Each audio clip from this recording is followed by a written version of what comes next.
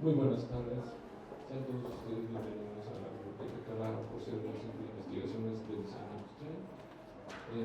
Es un honor el día de hoy tener este conversatorio tan importante porque tenemos unos ponentes, unas visitas de más alto nivel desde la visión latinoamericana en cuanto al tema de bueno, me voy a dar vamos a presentar, ofrezco una disculpa en nombre del convento a la doctora Mónica Sepulveda, que no se encuentra por cuestiones de agenda con la rectoría, nos piden por favor la disculpa. Voy a dar lectura. Mi nombre es Oscar Mendoza. Mi nombre es Oscar Mendoza, soy coordinador general del Centro de Investigaciones de Diseño Industrial y voy a dar lectura a la presentación de nuestros amables invitados. Leonardo González Mego es doctor en Historia del Arte, con mención honorífica por la UNAM e investigador del Instituto de Investigaciones Estéticas de la UNAM desde 1992. Sus líneas de investigación incluyen la pintura moderna mexicana, particularmente pintura mural y la obra de José Clemente Orozco. Ha publicado trabajos sobre la iconografía política, sobre las relaciones entre la arquitectura y la educación y sobre el análisis material de las artes. Sus líneas de investigación actuales incluyen los estudios sobre la catalogación sistemática de patrimonio, las imágenes violentas y la elaboración de réplicas. Entre sus publicaciones se cuentan las siguientes: La máquina de pintar, de Rivera Orozco, y La invención de un lenguaje, en 2008. La coordinación de José Clemente Orozco en the United States en 2002, con Diane Millot. Ya sé qué está sucediendo. Disculpen.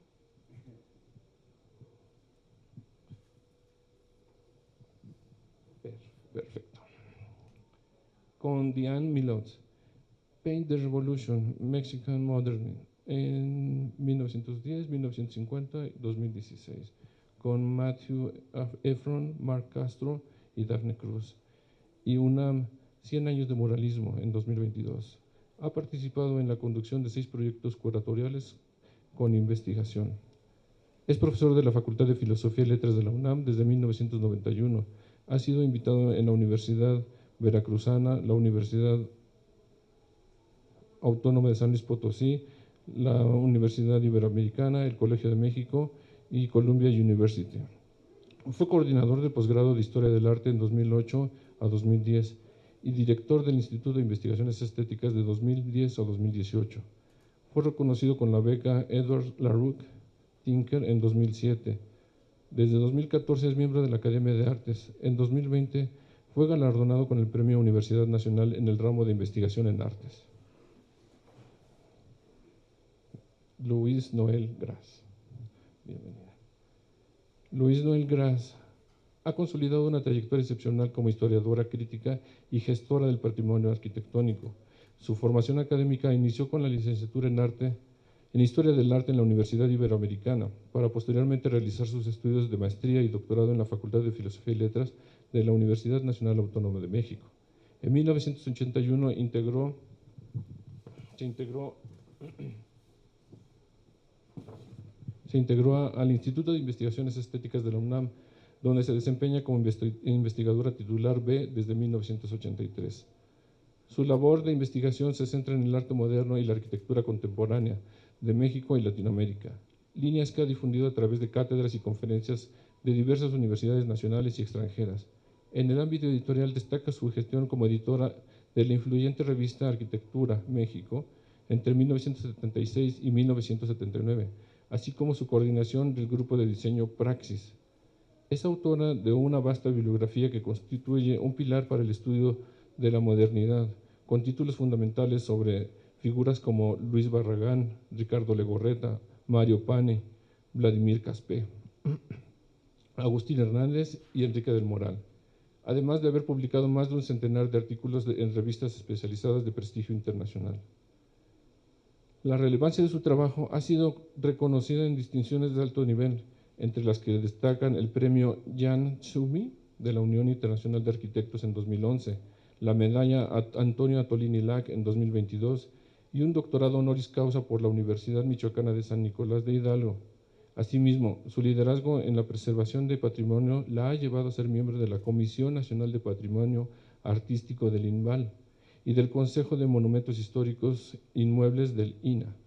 Es académica de número de la Academia de Artes desde 1992 y académica honoraria de la Academia Nacional de las Bellas Artes de Argentina, además de participar activamente en organismos globales como el SICA, ICOMOS y DOCOMOMO, donde presidió el comité organizador de su 6º Congreso Internacional. Su faceta curatorial también ha sido prolífica, organizando exposiciones emblemáticas en el Palacio de Bellas Artes, que han revalorizado la identidad arquitectónica de México ante el mundo. Recientemente galardonada con la medalla Bellas Artes en 2025, en la disciplina de Patrimonio otorgada por la Secretaría de Cultura de Gobierno de México y el Instituto Nacional de Bellas Artes y Literatura. Bienvenida, doctora. Bienvenido, doctor.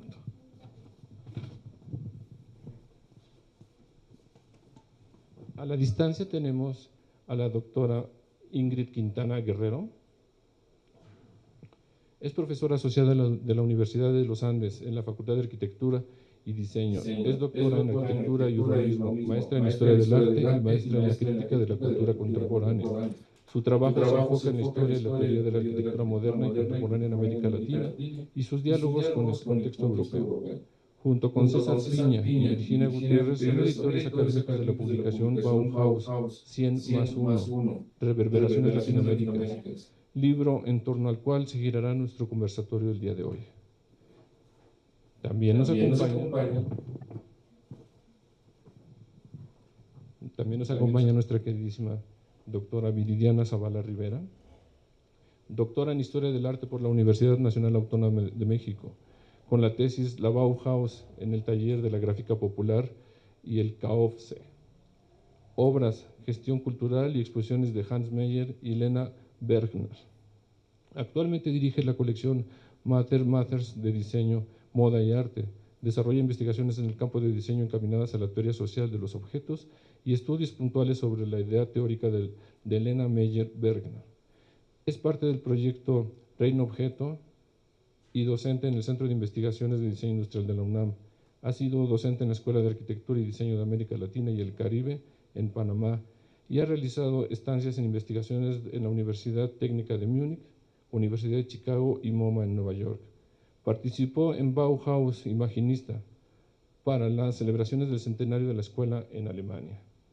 Es una prolífica investigadora que ha participado en diferentes publicaciones, tanto nacionales como internacionales. Bienvenidos todos. Bienvenida, doctora.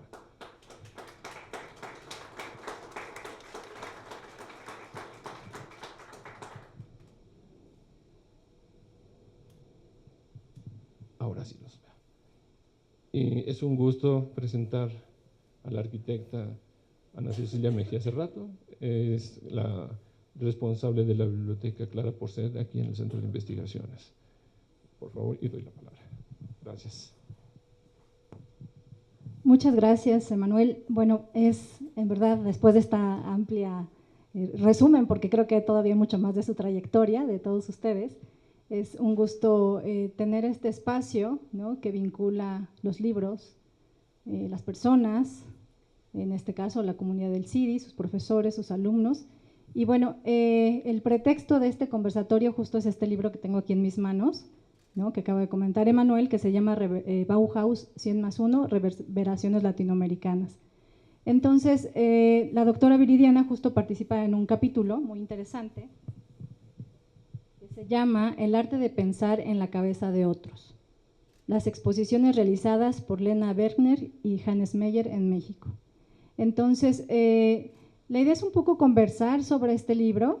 Vamos a ir escuchando lo que tienen que opinar sobre este libro, que queremos saber cuál es su pensamiento, y a partir de ello empezar a hablar un poco sobre la escuela de la Bauhaus en México, ¿no? Cuál es el personaje clave, sobre todo en el diseño industrial, ¿no? que fusiona estas ideas del funcionalismo alemán con el arte y la artesanía en México, y platiquemos un poco más cómo se va a ir desarrollando, digamos, va a haber mucho de qué hablar.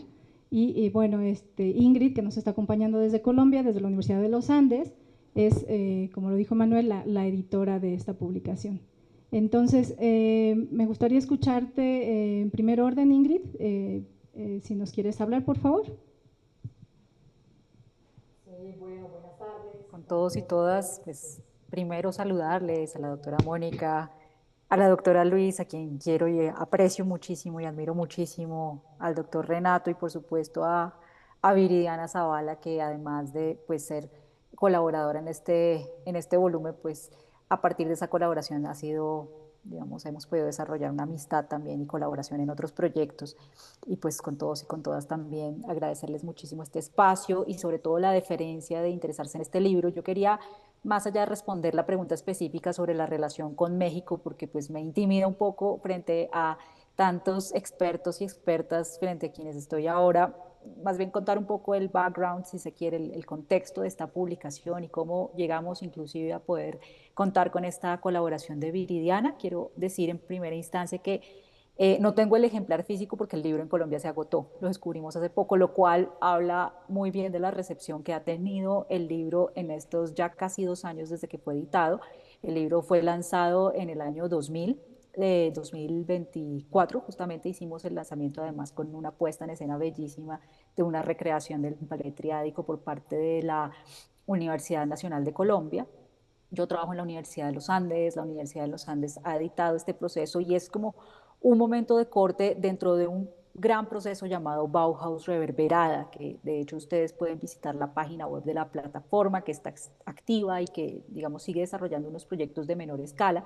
Pero este libro, ustedes si tienen la oportunidad de verlo ahora más adelante en físico o si tienen la oportunidad de consultarlo en línea porque existe como ebook y se puede comprar como ebook, ahí sí, por fortuna no se agota, pues el libro tiene 3 partes. Hay una parte que habla de esas miradas panorámicas que nosotros como autores y coeditores junto con César Peña y Virginia Gutiérrez hacemos de tratar de tejer estas relaciones latinoamericanas.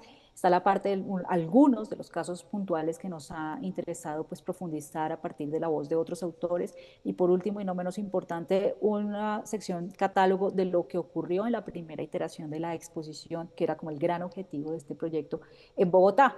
El proyecto fue creciendo posteriormente y les decía que es un momento de corte porque pues al publicarse en 2024, pero comienza a editarse en 2022, justo después del cierre de la primera iteración, tenemos la oportunidad de hacer nuevas versiones con curaduría local, además de algunas piezas que teníamos en Bogotá, tanto en Medellín, de la mano del profesor David Vélez Santamaría de la Universidad Pontificia Bolivariana, como en Quito. Fue, digamos, yo creería que de las 3 muestras que se han hecho grandes, ha sido la más ambiciosa por la cantidad de piezas y también por la temática establecida, unas conexiones mucho más, digamos, amplias en el territorio andino específicamente.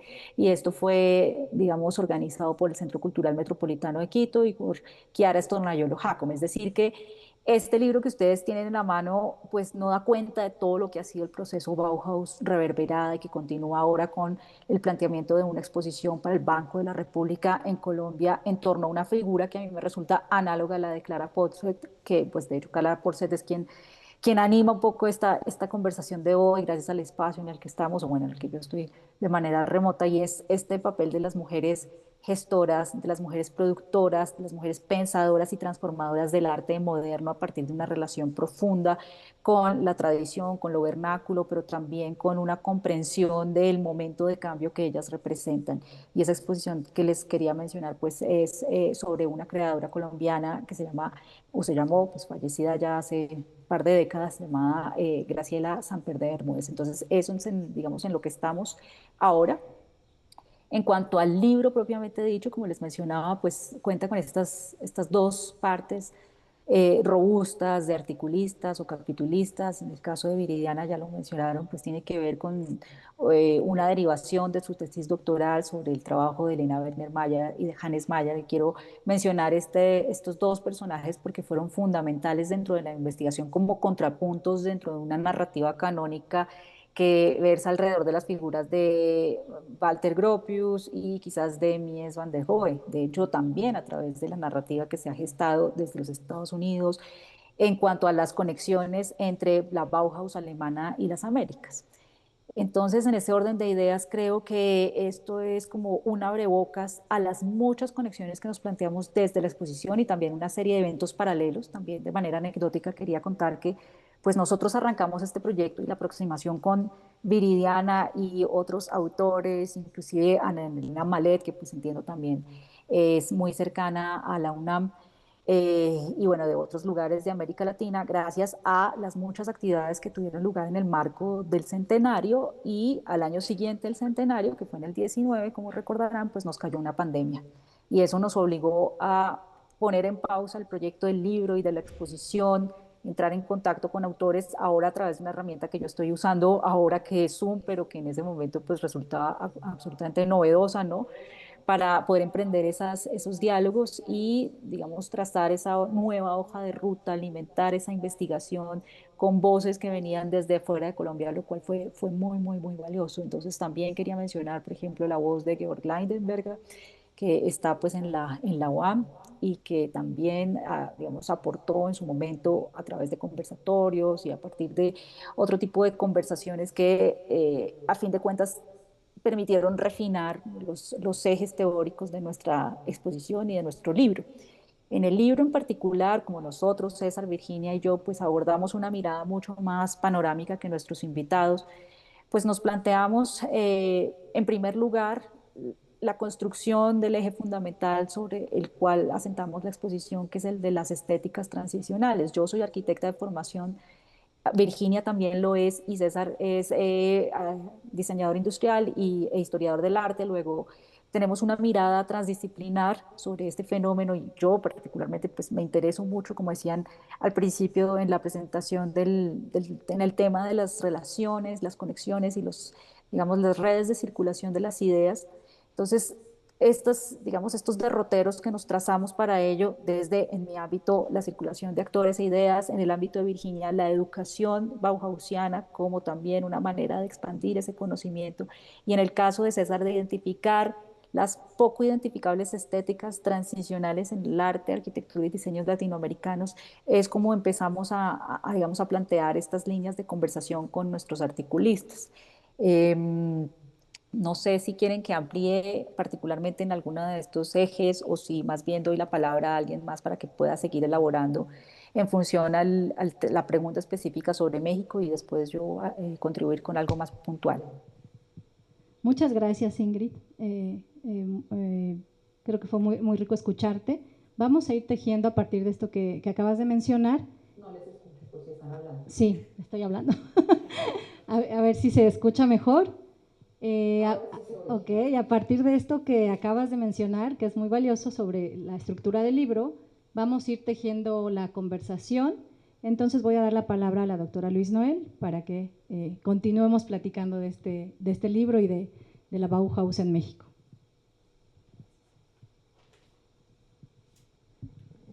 Gracias. Encantada de estar aquí, aunque sigo con la duda de exactamente en qué vamos a conversar. Apunté una serie de cosas que me parecieron interesantes en este tema de Bauhaus reverberada y el interés que realmente presenta que se haga una exposición desde Bogotá. Puede haber sido Lima o puede haber sido Sao Paulo. En realidad creo que es muy importante entender la visión latinoamericana de este movimiento que inició en el Bauhaus, pero que no solo deriva, sino ha crecido y ha tenido su propia evolución y su propia importancia. Y en ese sentido, ¿sí se oye? Creo que ya no, ¿sí? Con razón. En ese sentido, no, el micrófono no está bien.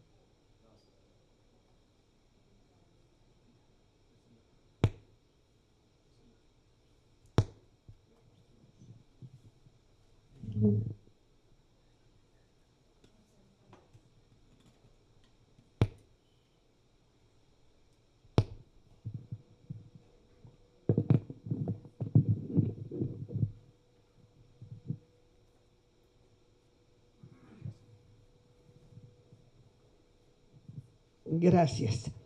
En ese sentido, hubo algunos artículos del libro que me interesaron particularmente, y bueno, dejo un poquito para más adelante el de Viridiana, pero por ejemplo, hablar de Clara Porceta en Cuba, alguien que tuvo un progreso tan importante en el tema del diseño industrial, que obviamente nunca estuvo en el Bauhaus, ni ligada muy directamente con, salvo por esta estancia en la escuela donde estaba Joseph Albers, ya en Estados Unidos.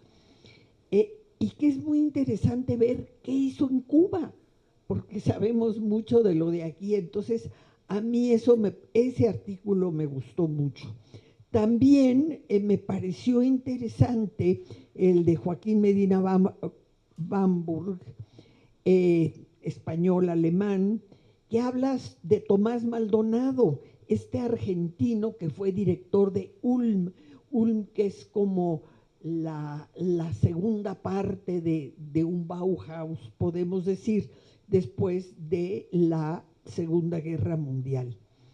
Y luego también me pareció muy interesante, no la conozco, de Colombia, Carolina Obregón, que habla del legado de Annie Albers.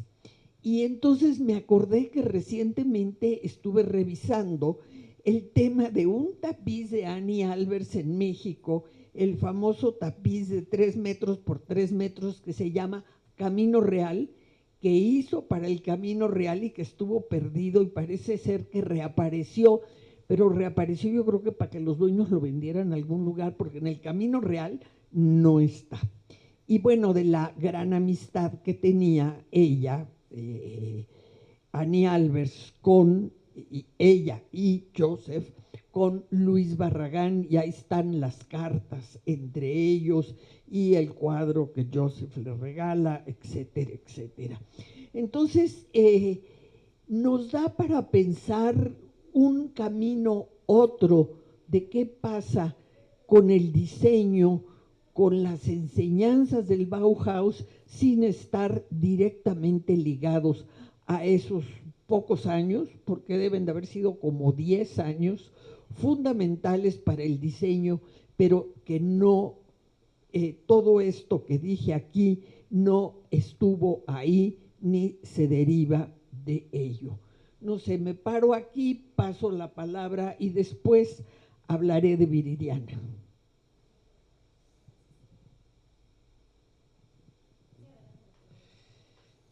Gracias. En fin, yo empezaría diciendo que este libro hay que leerlo, y tengo también una cierta cantidad de comentarios, elogios, desacuerdos, muchos elogios. Me agarró, sin embargo, una frase que voy a leer y se entenderá por qué me agarró. Que está en el texto introductorio, en el de César Peña, Ingrid Quintana y Virginia Gutiérrez. La voy a leer. Es un pequeño párrafo. La silla es uno de los objetos más icónicos de la historia del diseño. Me atrevería a decir que la mayoría de las portadas de libros de historia del diseño es ocupada por una silla. La pregunta es sobre la centralidad de la silla en este análisis, y podría afirmar que la silla, no solo para Bauhaus, sino como parte de la historia de la humanidad, representó y representa los valores de la sociedad que la produce, consume y, ¿por qué no?, interpreta. Me es muy difícil leer estas líneas en este espacio sin acordarme de mi muy admirado amigo Luis Equigua.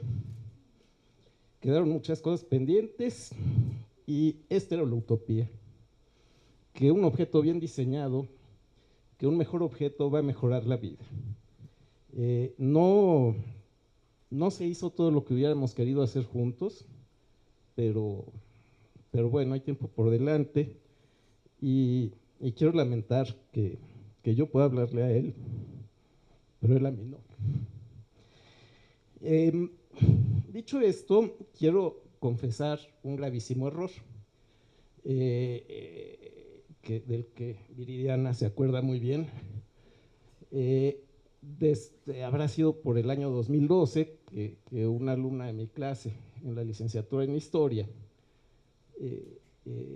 me dijo que quería estudiar unos diseños de la esposa de Hannes Mayer, pero que no los encontraba por ningún lugar y que solo tenía una fotocopia de una revista, por cierto, difícil de encontrar. Y yo torpemente le dije: Viridiana, cambia de tema, tienes que recibirte, ya luego encontrarás lo que estás buscando. Bueno, son los mejores alumnos los que no le hacen caso a uno, y como lo demuestra absolutamente esta anécdota. Y realmente no solo hay una cosa de reivindicación de género, sí la hay en la historia de Lena Bergner, hay también un esfuerzo colectivo que está en este libro para volver a situar la discusión, una discusión entre intelectuales que producían cosas. La primera parte del libro, las dos primeras partes del libro, la parte introductoria con muchas consideraciones historiográficas y luego una serie de capítulos monográficos sobre procesos y autores, pues contiene investigaciones históricas muy bien fundamentadas, muy centradas. Ahorita a lo mejor platicamos de algunas. Y hay una amplia tercera parte, que lo que hace es un esfuerzo realmente estupendo para dar cuenta del proceso curatorial y del montaje.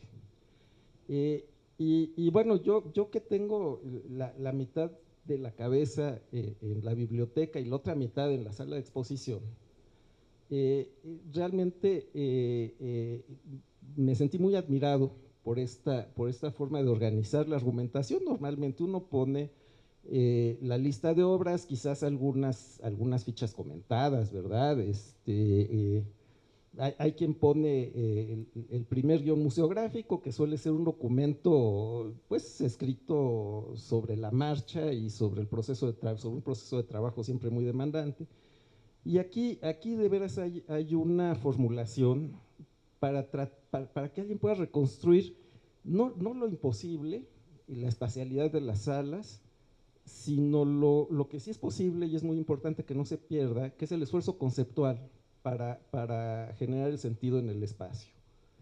Y entonces, bueno, también lo dejo aquí, nada más quisiera decir que ojalá que este libro, que me parece fundamental, esté pronto en alguna forma de acceso abierto, por lo menos para fines académicos, porque presenta una perspectiva latinoamericana de procesos que son realmente de una enorme importancia,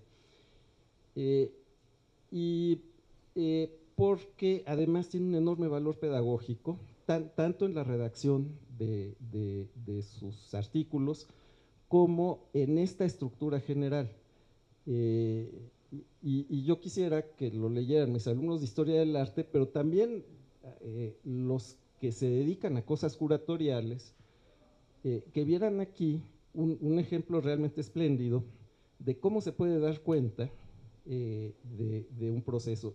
Y esto es una responsabilidad ética, pública, que me parece que está cumplida de manera ejemplar. Y ahorita seguimos hablando.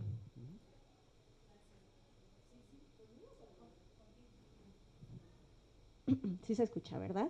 Tocaste una fibra muy sensible, todavía me estoy recuperando.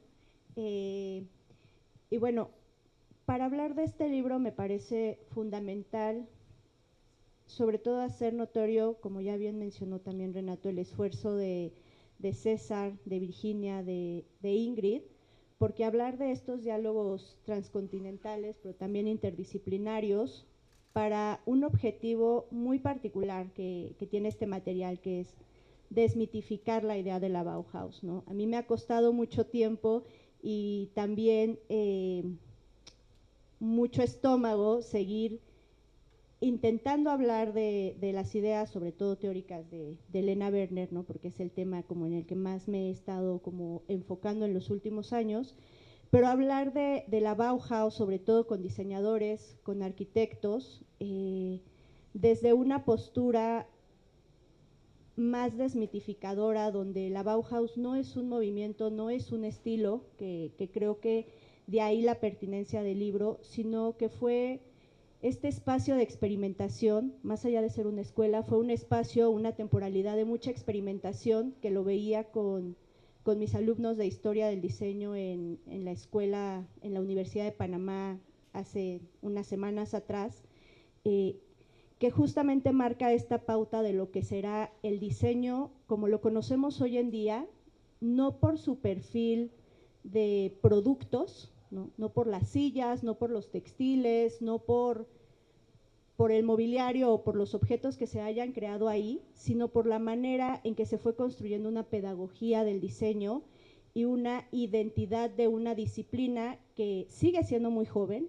O sea, si pensamos que el diseño en México se institucionaliza en términos de educación a partir de finales de los 60 ahora, sigue siendo una disciplina muy joven y que de alguna manera es por esto que sigue muy vigente esta mirada bauhasiana, ¿no? Que además muchas veces, hablándolo sobre todo en espacios del Instituto de Investigaciones Estéticas, muchas veces nos preguntábamos cuál de todas las Bauhaus que sucedieron durante esos muy cortos 14 años y que impactaron profundamente la producción como la conocemos hoy en día, es la que está de alguna manera fundamentando ciertas producciones de materialidades, ¿no? Entonces, algo que me pareció fundamental de este libro es pensar que, como bien lo mencionó ahorita Luis,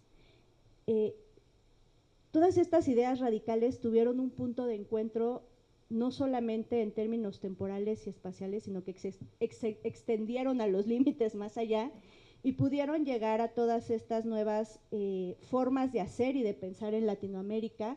Y algo que me parece por mucho lo más importante de la labor que hicieron Ingrid y sus colegas en la Universidad de los Andes es también mostrar cómo Latinoamérica, cómo este sur global también impacta en todos estos pensadores que vienen de la Bauhaus, ¿no? Cómo personajes como Annie Albers o como Elena Werner terminan de alguna manera de concretar todas sus ideas teóricas que vienen arrastrando desde su época de estudiantes hasta el presente, al poder estar trabajando no solamente con diseñadores, arquitectos, sino también con todas las personas de los pueblos originarios latinoamericanos, y cómo esto termina de consagrar de alguna manera su producción. Es muy importante para mí, hoy nos acompañan también unas muy estimadas colegas de la Universidad de Bonn. Estaremos la siguiente semana aquí, el anuncio parroquial, durante esta semana, miércoles, jueves y viernes, en el simposio de exilios, ¿no?, y materialidades. Vamos a estar abordando algunos de estos temas más a profundidad que tienen que ver con temas antropológicos, pero también históricos, pero también transdisciplinares, y ver cómo realmente hay un eco de Latinoamérica fuerte en los estudios del diseño que pueden romper con estos límites que tenemos, ¿no?, de miradas, de pensar en la Bauhaus como este ícono del diseño que de alguna manera viene como dogma a ser aprendido.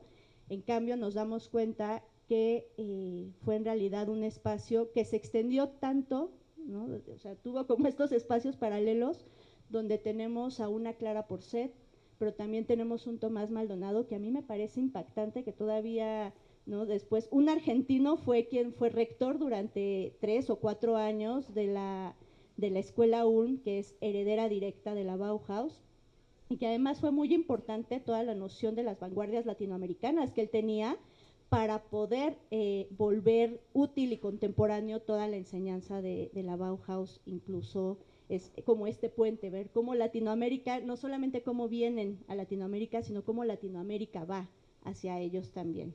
Y sería por lo menos hasta aquí, para iniciar.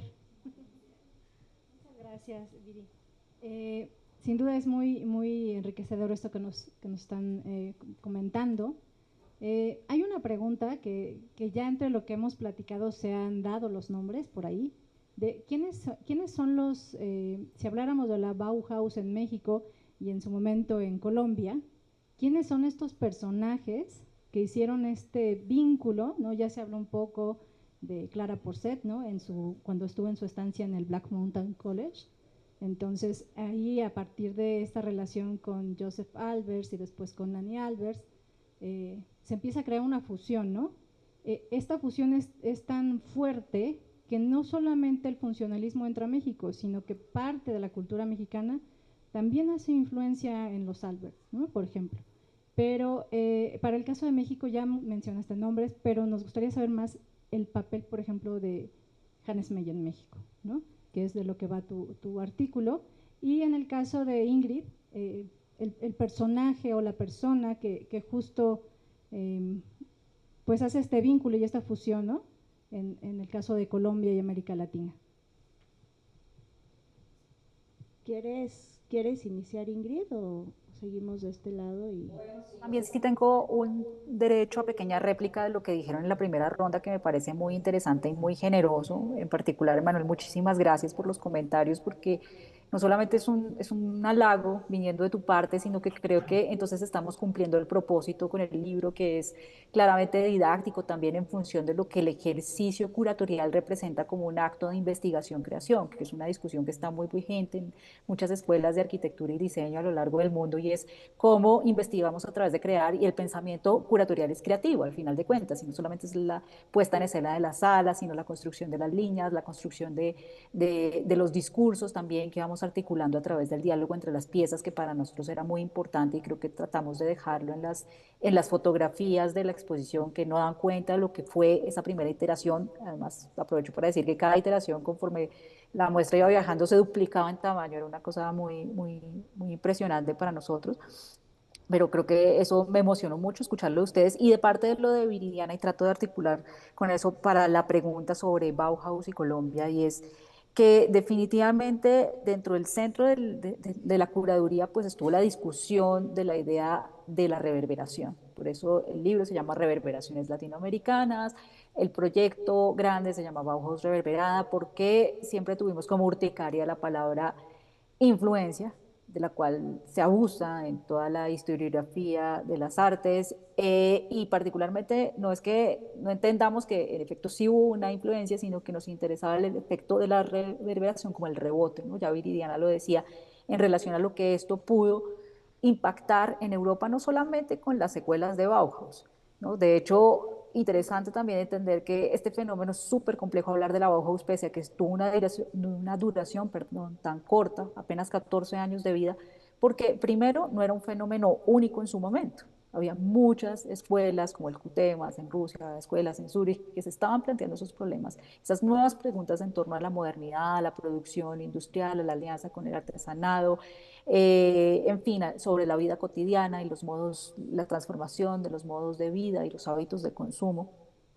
Pero la cuestión de la reverberación también habla de un impacto creativo que en Bauhaus arranca muy temprano, a partir de personajes como Joseph y Annie Albers, y su presencia tanto en México, si mal no estoy, ustedes me corregirán, fueron como 7 las visitas que hacen, no solamente Ciudad de México, sino a Oaxaca, Pátzcuaro, en fin, tuvieron varios lugares de donde estuvieron alimentándose, fueron fuentes importantes de saber pero también de hacer a partir de, digamos, patrones identificados en la estética popular mexicana.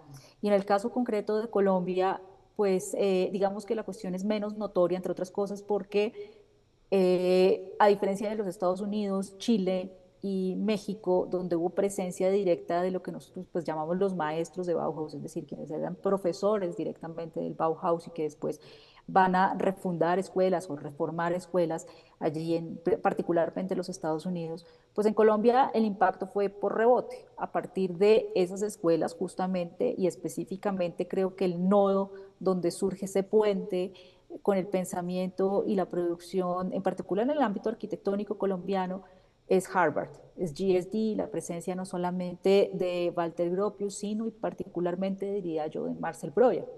De hecho, hay uno de los capítulos, ya de la segunda parte, que aborda estas miradas monográficas, que trata de una industria en particular, que es Industria Metálicas Palmira. Y aquí ya salto como al lado del diseño de producto, de la mano de una diseñadora bogotana que se llama Astrid Ríos. Ella hizo esta investigación a partir del archivo de esa firma, que es un archivo que está un poco extraviado en este momento, no es muy claro el tratamiento que se le está dando, pero esto que quedaba en el Valle del Cauca, no en Bogotá, tiene una relación muy estrecha e informal con Marcel Breuer. Y ellos adquieren como el derecho no formal de reproducir y versionar algunas de las sillas más importantes y otros objetos que se vuelven objetos que empiezan a ser muy presentes en la vida cotidiana de las clases populares colombianas. Hay unas sillas que hacen Industrias Metálicas Palmira, tubulares, digamos, siguiendo los patrones de sillas como la Chesca, pero que aquí vemos en cualquier cafetería de Bogotá o de Cali, en el Valle del Cauca.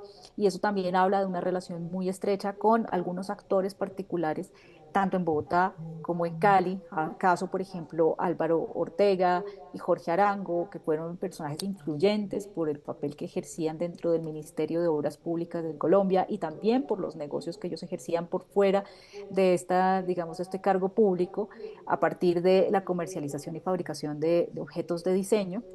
Y entonces a partir de esa pequeña microred muy doméstica, que además tenía que ver con, digamos, familia política y un poco de telenovela ahí detrás, pero lo cierto es que se consolida como un triángulo entre Cambridge y posteriormente Nueva York, Cali y Bogotá, que es muy potente, ¿no? Y a eso tendría que añadir también otro personaje, aquí solamente destacando como un par de nombres o tres nombres realmente, es Werner Biermann, que él no tiene una formación bauhausiana directa, él se forma en Zurich, justamente suizo, pero digamos con una afiliación bauhausiana importante, esa formación. Viene a Colombia, se asienta en Colombia y se vuelve uno de los pioneros de también la construcción del mueble industrializado con una estética moderna, pero posteriormente empieza a incorporar una amalgama de elementos propios de la tradición, de la artesanía local y constituye una de las firmas que va a ser muy poderosas, yo diría que hasta los años 80, que es Vima, digamos, es una pionera en el mueble moderno colombiano. Desafortunadamente, pues se desvaneció un poco esta firma con la entrada de, digamos, la apertura económica que hubo en los años 90. Hoy por hoy, pues la arremetida fuertísima que ha habido de parte de firmas de más lejos aún como IKEA, ¿no? Como IKEA. Y pues parte de su archivo quedó en manos de Urs Schmidt, diseñador también fallecido hace un par de semanas y cuyas piezas fueron fundamentales para construir parte de la narrativa de nuestra exposición. Yo lo dejo por ahí. Sí, gracias Ingrid. Sí, creo que a partir de esto podemos seguir conversando. Igual me gustaría volverlos a escuchar porque creo que tu capítulo, ¿no?, que habla de Elena Bergner y Hannes Meyer, habla mucho de estos personajes en México, ¿no? Entonces, les cedo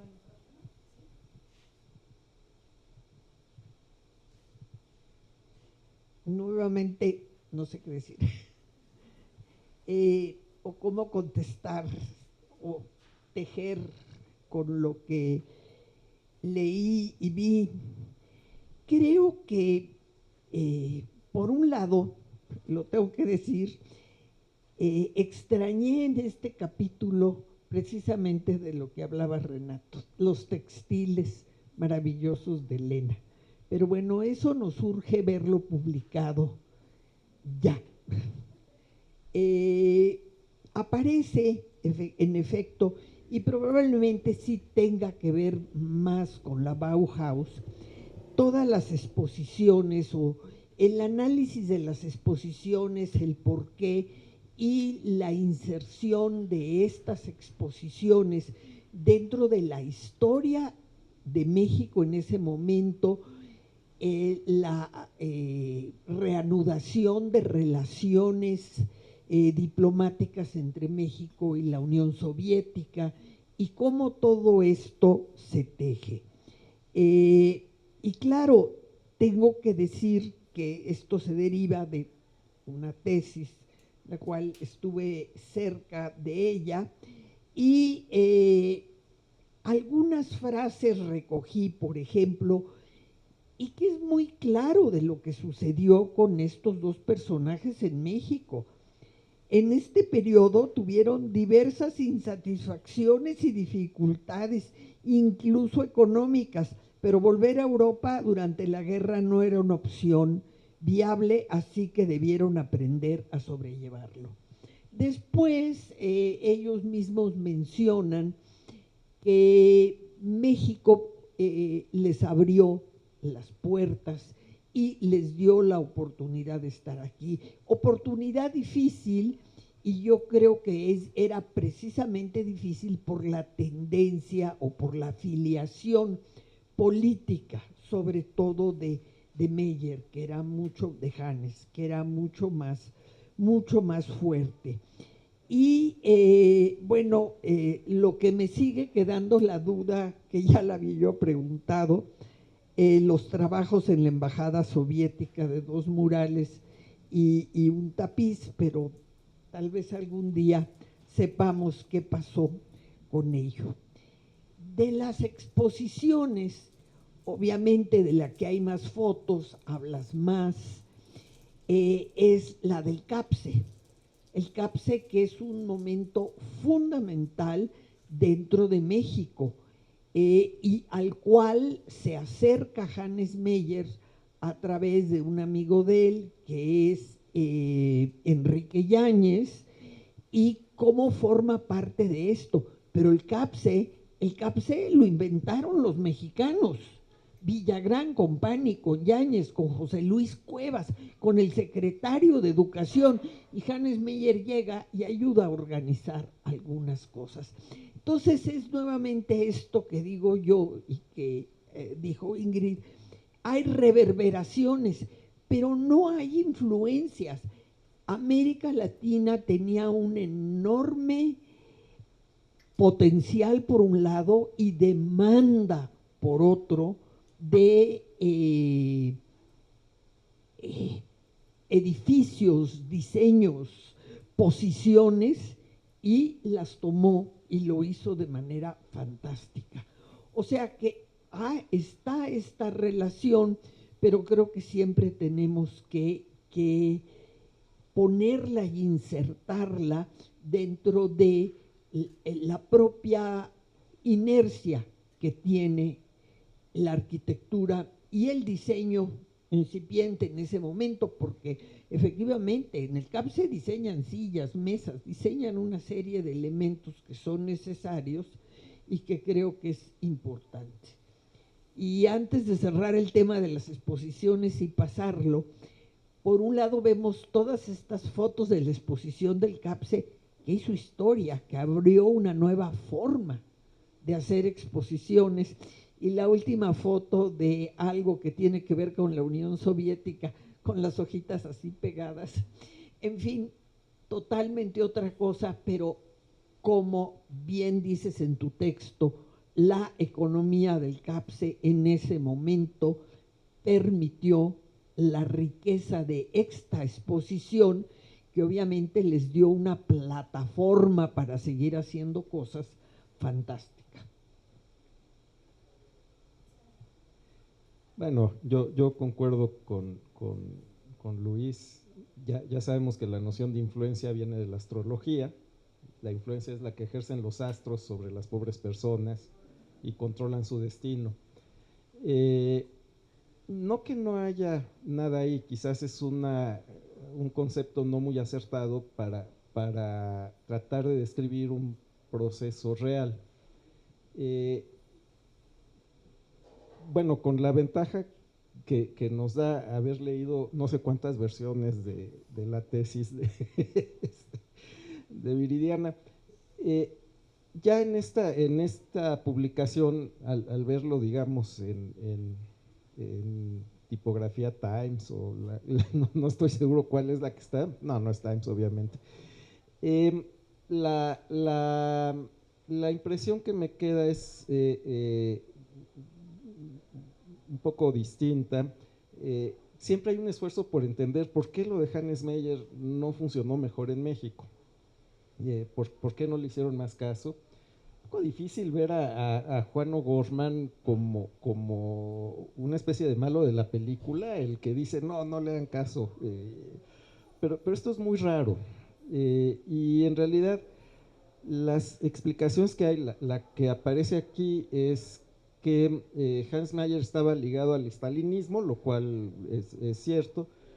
Y bueno, sí, es verdad, a lo mejor no era lo mismo ser stalinista como exiliado alemán en la segunda mitad de los años 30 que ser stalinista entre los sexenios de Manuel Ávila Camacho y Miguel Alemán, que progresivamente se suman, Miguel Alemán con mucha claridad, a un discurso anticomunista de la Guerra Fría. Pues no me parece una explicación suficiente, es parte desde luego del problema, pero no es suficiente, porque personajes como Vicente Lombardo Toledano, que era el estalinista número 1 de México, mucho más que el comité central del PCM y eso, Lombardo el que hablaba con Stalin, y pienso en Leopoldo Méndez, que de stalinista no tenía nada, que si algo lo había afectado era que lo hubieran involucrado en el atentado contra Trotsky al final de la década de los 30, pero que mantuvo con Hannes Mayer una relación bastante estrecha. Y entonces, si el estalinismo fuera una razón, ahí hay muchas cosas que no checan. Yo creo que a lo mejor hay que explorar una cosa un poco más general y menos un poco menos de búsqueda de culpables, y es que Hannes Mayer lo que sí tenía era una visión muy soviética, revolucionaria, de cambiar la vida en su conjunto. Pero estoy pensando en el libro de Cristina Loder sobre el constructivismo ruso, que lo que dice es, bueno, justamente que los constructivistas tenían ese proyecto de cambiar la vida de la clase trabajadora en función de la revolución, pero que pues la producción nunca llegó porque no había mercado, porque no era una perspectiva realista, y donde finalmente el constructivismo se consolidó fue en la propaganda. Y tenemos a personajes como Gustav Klutzis, que de ninguna manera era un estalinista ortodoxo, para nada, acabó yéndole muy mal, pero que es el autor de algunos de los pósters más famosos de propaganda stalinista, y bueno, desafortunadamente los hizo muy bien, y todavía son muy emocionantes. Y entonces a Hannes Meyer le pasa algo parecido. A lo mejor le hacen un poco más caso del que él piensa en la doctrina arquitectónica. Uno lee a los autores antes y después, y claro que deja huella, pero pues los proyectos no llegan tan rápido, porque estamos hablando de un Estado que apenas se está capitalizando después de una crisis posrevolucionaria bastante profunda. Pero donde le va muy bien es organizando exposiciones y poniendo una casa editorial. Y ahí, perdón, pero el éxito es considerable, y las formas de diseño, las formas de exposición que propone llegan para quedarse, y el gobierno mexicano además se entusiasma mucho con eso. No quisiera colgarme el micrófono, pero tendría un par de comentarios más ya sobre otras partes del libro. Al igual que Viridiana, pienso que Tomás Maldonado es un personaje centralísimo en esta argumentación. Tiene 2 capítulos y medio o algo así dedicados a él. Creo que es justísimo, porque en esta relación de intercambio transatlántico entre América Latina y las metrópolis europeas, lo que ahora se está buscando no es negarlas y decir eso era una cosa superficial y había una identidad latinoamericana profunda que salía. No va tanto ya por ahí, pero sí se está buscando, bueno, entender en esta historia los latinoamericanos qué hicieron en América Latina, desde luego, pero qué hicieron allá. ¿Y cuál fue el impacto que tuvieron?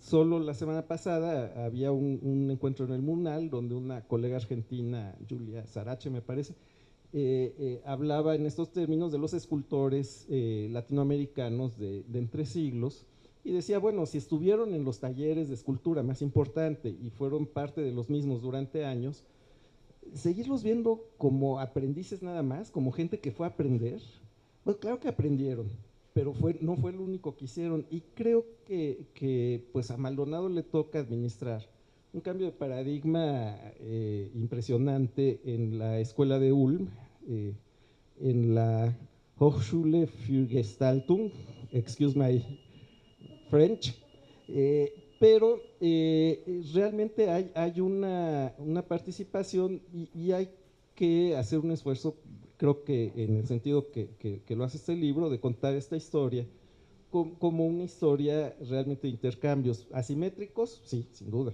pero intercambios al fin. Muy impresionante la visión que se da de Clara Porset como intelectual. Esto creo que es una perla de estas páginas.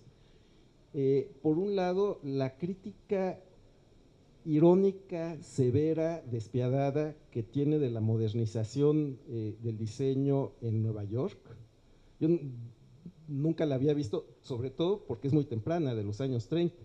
Uno está acostumbrado a ver estas cosas como a partir de los años 60 y el antiimperialismo y eso, pero la crítica del gusto popular del diseño estadounidense es muy temprana y además brillantísima. Y después, ya con su compromiso con la Revolución Cubana, su decepción. No es la única, no es la primera ni la última que se va a decepcionar del proceso cubano, pero sí sorprende, sí impresiona mucho que finalmente, siendo ella cubana, haya tenido esta reacción que han tenido muchos exilados de muy distintos orígenes. Esto no es lo que yo pensaba, yo mejor me vuelvo a México. Y la carta que se cita es depresiva, pero no deja de ser nunca lucidísima en su reflexión de lo que está pasando. Creo que el conjunto del libro tiene varias capas, bueno, ya hablé mucho, pero insisto, pues tendrá que ser un libro central y usarse como libro de texto, entre otras cosas. A ver, yo muy breve algo sobre lo muy bien explicado de Renato sobre Hannes Meyer y el estalinismo, etcétera, etcétera. Yo no sé si tal vez Hannes se quejaba de más porque pensó que iba a tener más éxito, pero si pensamos que una revista como Arquitectura México, que era ya la revista, va a publicarle todo lo que él manda, así sean refritos de cosas que había publicado en Europa, y en varios números aparece la obra de él en Arquitectura México, como el gran arquitecto que era, bueno, pues nos da la medida de que tampoco tanto fue el rechazo, tampoco fue la alfombra roja de entrada, pero no fue un rechazo como él muchas veces pone, y que es lo que se ha aceptado en sus cartas, un poco como queja porque pensó que le iría mejor, pero ahí lo dejo.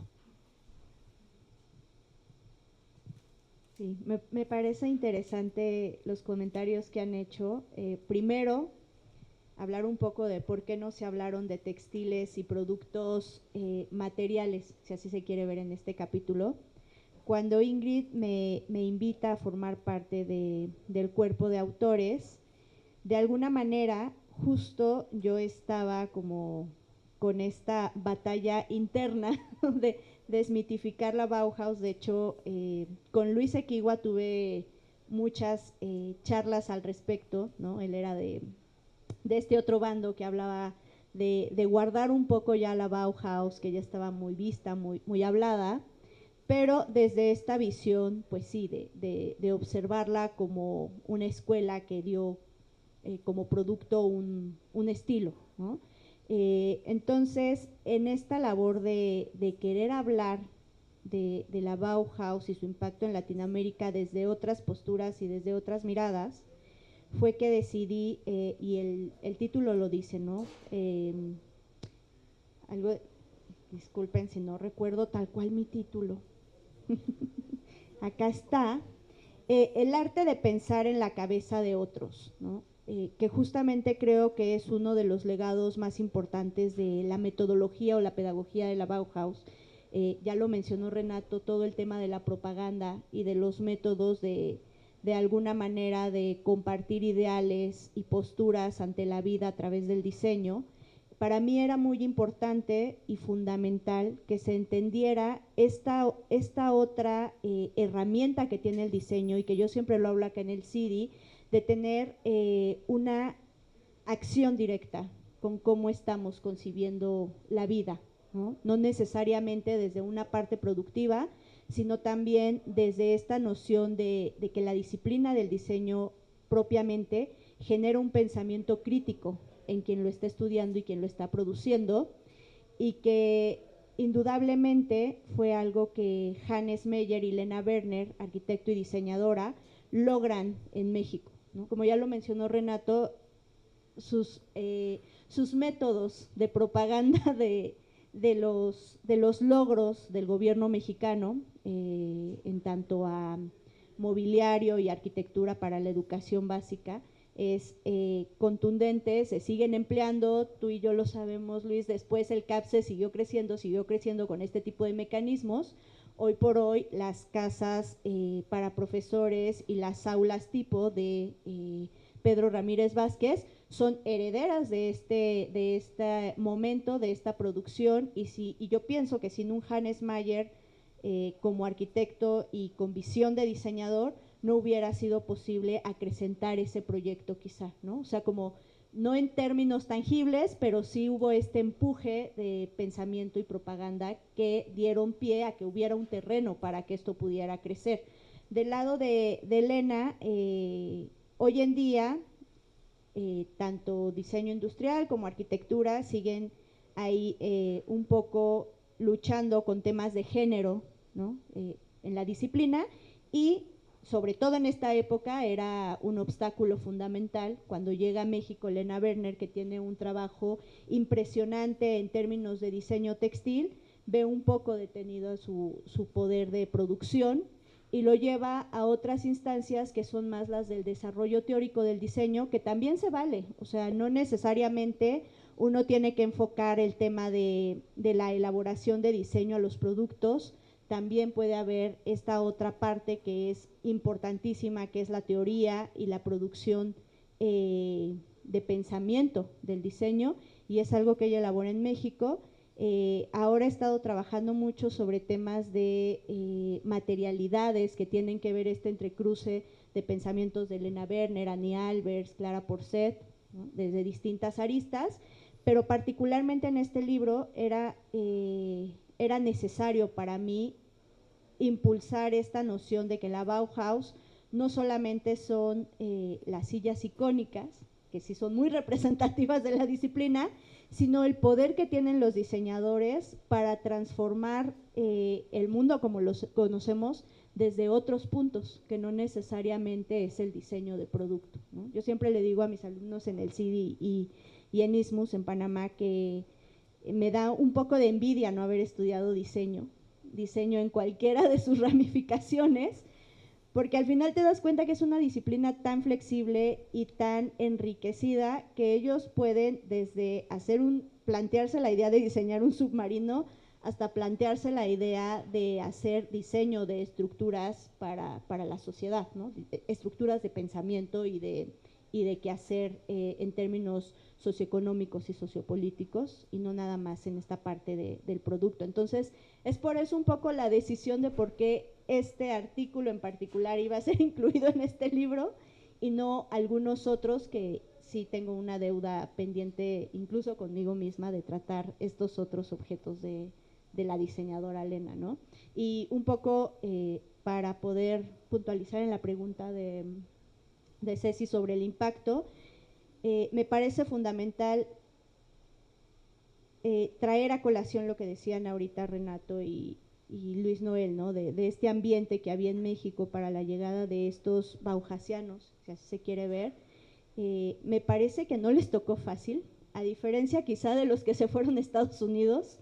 En México no les tocó fácil porque teníamos arquitectos, diseñadores no propiamente, porque los diseñadores vienen del 69 para acá con la instauración de la disciplina en la Iberoamericana y en la UNAM, pero había una fortaleza en el ecosistema de los arquitectos.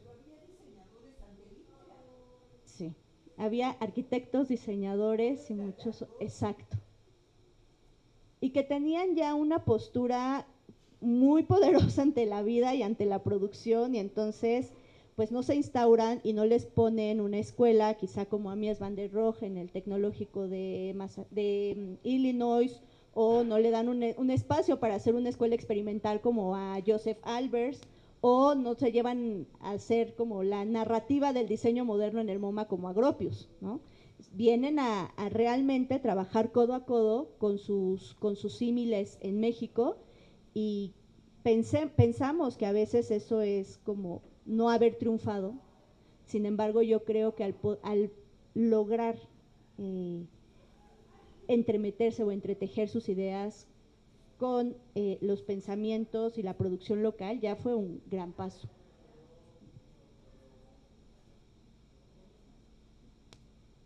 Bueno, yo no quisiera hacer algo que es una especie de muletilla que tenemos los mexicanos de traer toda una especie de espiral de lavadora, que es el discurso de mexicanista, y explicarlo todo a partir de ahí, pero sí veo algo en esta diferencia de fortuna, más allá de que Meyer a lo mejor exageraba un poco en sus reacciones. Yo también tengo esa sensación, creo que mucha gente la tiene, pero no, hay otra cosa. En los Estados Unidos la recepción de los discursos de vanguardia o modernistas radicales o de vanguardia, de ruptura y refundación de la cultura, esa adopción todavía en los años 30 es muy desconfiada. Y es una de las razones del éxito que tienen los muralistas mexicanos en Estados Unidos, que pues finalmente sí es pintura moderna, pero también es pintura realista, es comunista, sí, pero es moralizante, tiene moralejas, y bueno, en el espacio público estadounidense eso funciona bien, y en cambio los discursos de vanguardia radical son vistos con cierta distancia. Y entre las élites mexicanas, que quizás son más pequeñas y en las que esta operación a lo mejor es más sencilla, los discursos de la vanguardia ya no eran tan sorpresivos. No obligaban a un abandono radical de algo que ya existía, no decían, sí, bueno, sí, aquí hubo una revolución, aquí cambiamos muchas cosas, en efecto,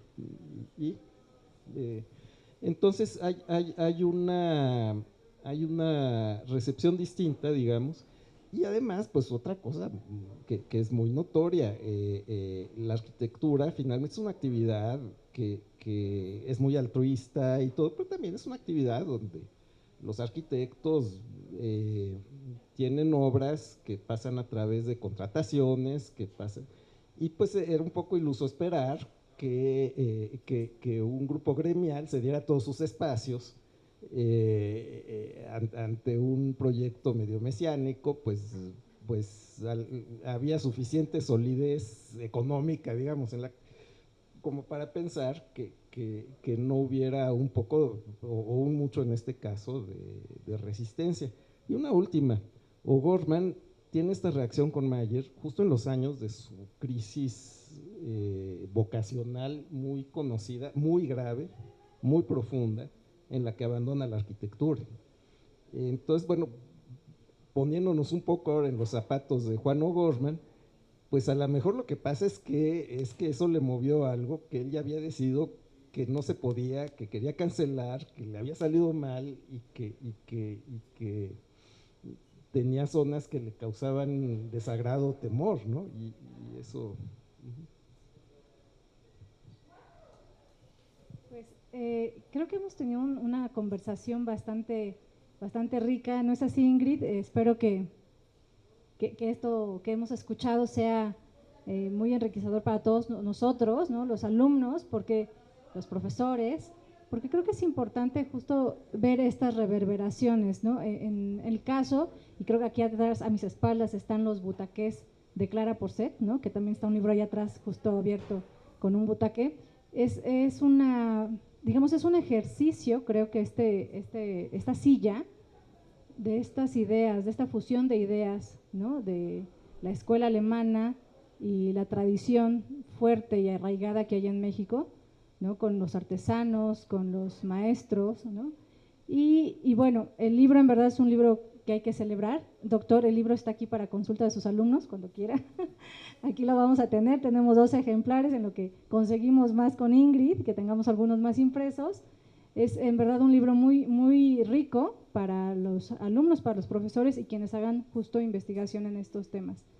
Yo les quiero agradecer muchísimo, le voy a ceder el micrófono a nuestro coordinador, pero bueno, antes de eso, les agradezco mucho, Ingrid, Viridiana, doctor Renato, doctora Luis, por habernos acompañado en este espacio de la biblioteca, que justo lo que busca es esto, relacionar los libros con el espacio propio que habitan los libros, que es la biblioteca.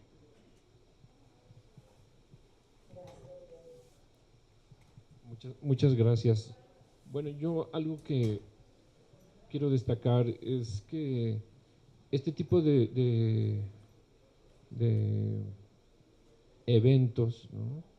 Estos aciertos, ¿no? De reunir a gente tan conocedora de los temas en las bibliotecas es algo que debe hacerse, es algo que debe promocionarse porque tenemos muchos problemas con bibliotecas muertas, ¿no?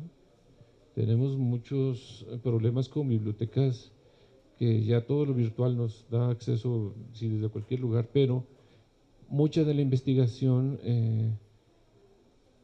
se enriquece a la hora de estar en contacto con el documento, ¿no? Hay una percepción muy distinta desde una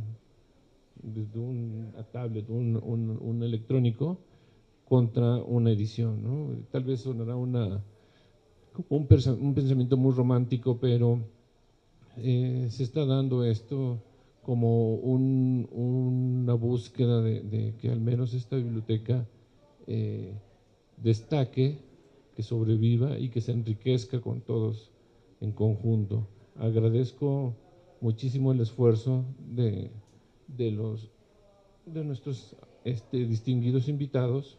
Les haré entrega de una constancia, pero más que el papel es el agradecimiento, ¿no? Para poder enriquecer este proyecto que traemos aquí en el CIDI, para poder darle un empuje más a todos los investigadores que vienen emergiendo, ¿no? Toda esta gran cantidad de alumnos que ahora ya muchos citamos como yo alumno, yo profesor y yo doctor, y todo, pero estamos en una transición donde sus visitas son indiscutiblemente valiosas para poder dar ese paso, ¿no? Entrar con la nueva investigación. Muchísimas gracias. doctora Luis.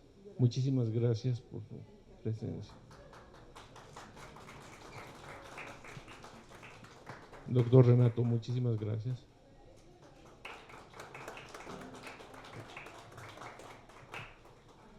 Nuestra doctora Viridiana.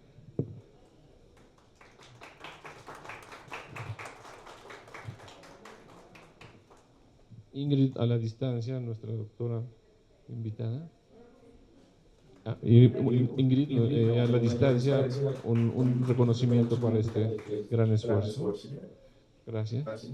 Gracias a ustedes de nuevo por el espacio.